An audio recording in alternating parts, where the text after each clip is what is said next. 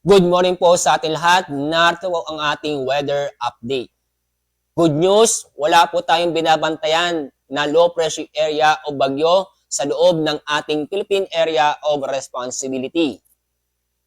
Easterlies po ang nakakapekto sa bansa.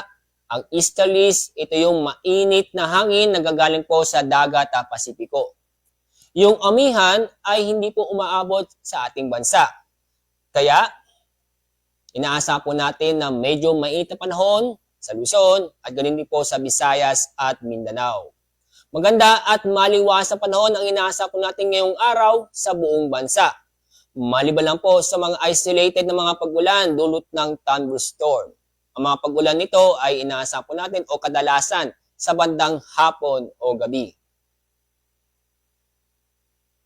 At sa mga nagbabala po o may planong pumalaot sa ating baybaying dagat, ngayong araw wala po tayong gale warning. Ang inaasahan po natin na lagay ng ating mga karagatan ay banayan hanggang sa katamtaman. Kaya safe naman po pumalaot nating mga kababayan sa buong kapuluan. Konting pag-iingat lang po dahil sa mga thunderstorm. Itong mga thunderstorm ito ay nabubuo o nangyayari po yan sa bandang hapon o gabi. As sa ating weather outlook, sa weekend ay patuloy pa rin tayo makakaranas ng maganda at maliwas na panahon kung saan ay magiging bahagyang maulap hanggang sa maulap ang kalangitan. At sa mga araw nito ay masisilayan po natin si Haring Araw.